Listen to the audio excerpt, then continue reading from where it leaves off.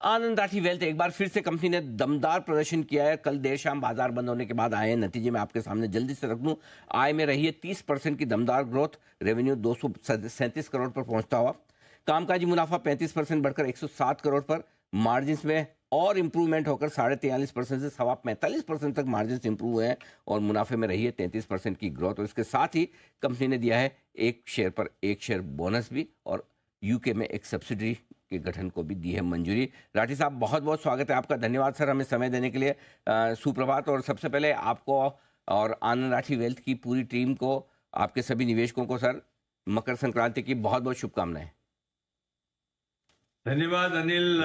मेरी तरफ से आप सबको और आपके सब दर्शकों को नए वर्ष की भी शुभकामनाएं अभी दे रहा हूँ, क्योंकि पहली बार आ रहा हूँ नए वर्ष में जी आपके साथ।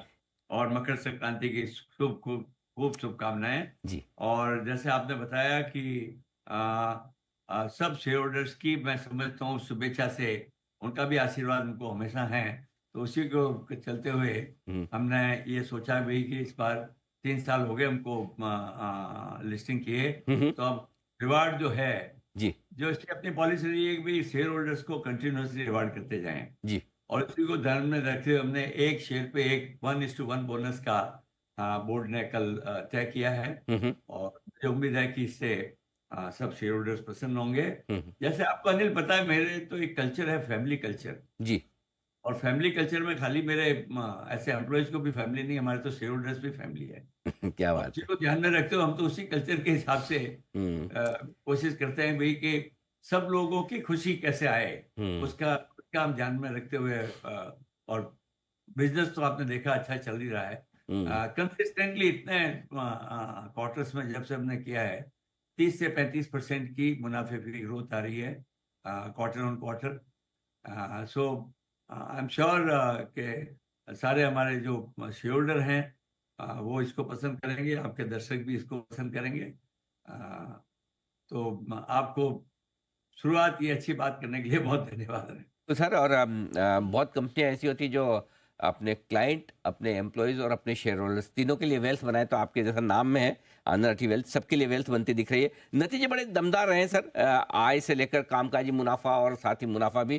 खास क्या वजह रही, जबकि इस तिमाही में ऐसा लग रहा था कि मामला थोड़ा ढीला ढाला है, मार्केट बहुत अच्छा परफॉर्म नहीं कर रहे, लेकिन उसके बावजूद बड़ी दमदार परफॉर्मेंस आई है कंपनी की। बताएं सर, क्या खास वजह थी। अनिल, ये बड़ी अच्छी बात आपने पूछी है।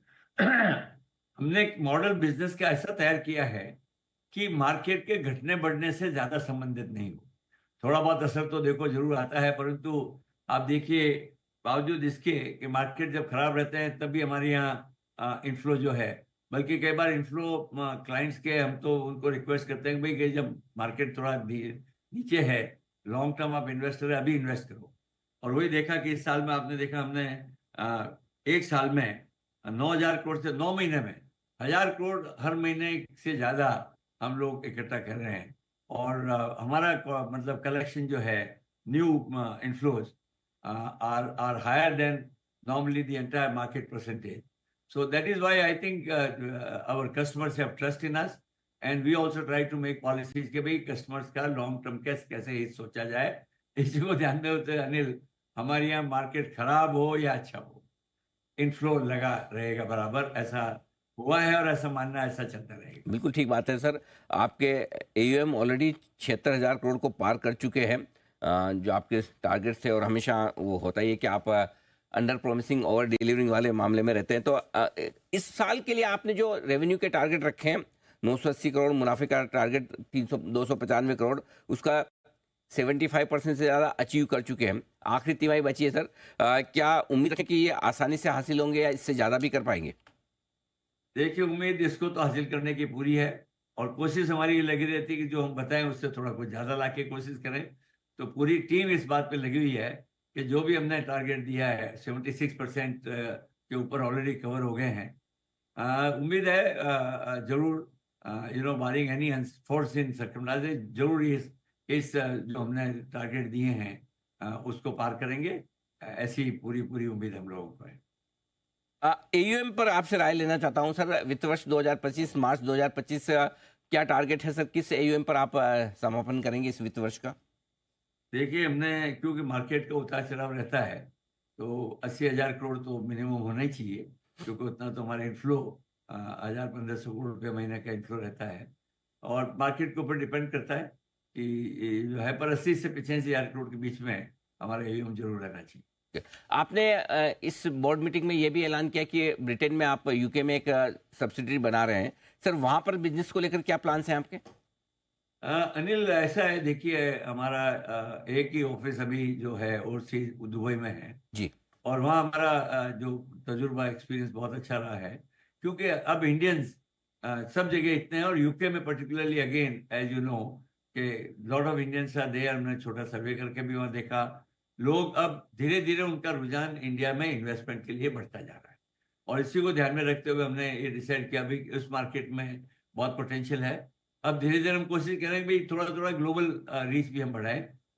इंडिया में यहाँ इतना अच्छा सपोर्ट मिल रहा है हमको हमारे क्लाइंट्स इन्वेस्टर से, तो वहाँ यूके में कंपनी फॉर्म करके वहाँ क्या है, वहाँ के जो भी लाइसेंसिंग रिक्वायरमेंट है रेगुलेटरी, यूके में regulatory requirements are quite tough, तो उसी को हम कोशिश करके जल्दी से जल्दी वो रिक्वायरमेंट लेंगे। और हमारा ध्येय ये है कि we will always talk of investing in India, मतलब इन इंडियन सिक्योरिटी।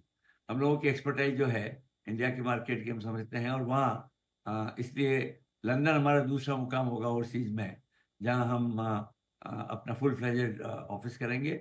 एक बार रेगुलेटरी अप्रोच की उम्मीद करते हैं कि आ जाए, आने के बाद जो है वहाँ भी तेजी से काम करेंगे। और वहाँ इंडियंस का खूब मतलब इन्वेस्टमेंट्स है, as you know NRI in UK are for long time there, they are very well to do, बहुत इन्वेस्टेबल सरप्लस है। हमने देखा कि 1 मिलियन पाउंड्स के ऊपर इन्वेस्टर्स बहुत सारे हैं। So I think we believe it's a good market, and hopefully जल्दी से जल्दी जैसे ही हमको परमिशन मिलेगी हम चालू करने की बात करेंगे। सर बहुत बहुत धन्यवाद, आपने समय दिया और विस्तार से रिजल्ट पर आपने बातचीत की और दर्शकों को बताया कि आगे किस तरह की परफॉर्मेंस रह सकती है। Thank you so much sir, बहुत बहुत शुक्रिया। धन्यवाद।